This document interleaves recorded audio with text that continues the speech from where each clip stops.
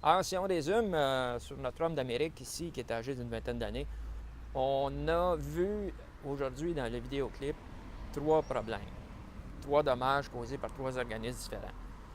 On a d'abord la chenille de la spongeuse qui cause des trous.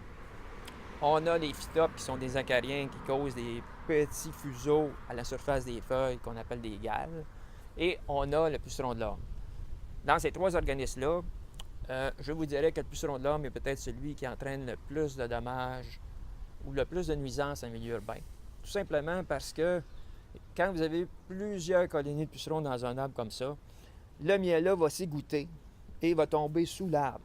Et si vous avez par exemple une table et des chaises installées sous cette table-là, vous allez avoir des problèmes parce que le miel-là, c'est un liquide sucré collant qui colle à la surface, qui est difficile à enlever.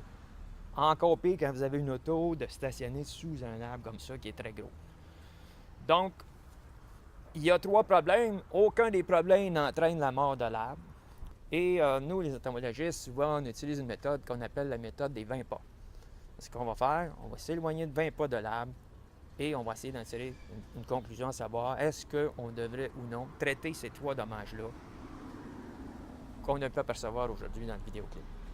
Alors, je vais m'éloigner de 20 pas de cet arbre-là et nous allons tirer une conclusion pour les traitements sur cet arbre. Alors, je m'éloigne de 20 pas.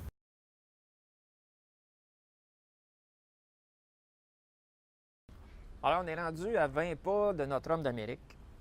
Et ce que je voulais vous montrer, c'est à votre avis, est-ce que cet homme vous paraît esthétiquement beau?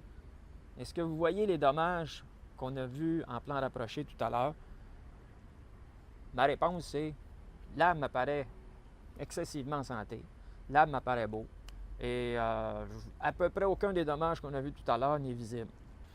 Donc, il y a 3 problèmes. Aucun des problèmes n'entraîne la mort de l'arbre. Il est possible de réprimer les populations de ces 3 insectes, de ces 2 insectes et de l'acarien.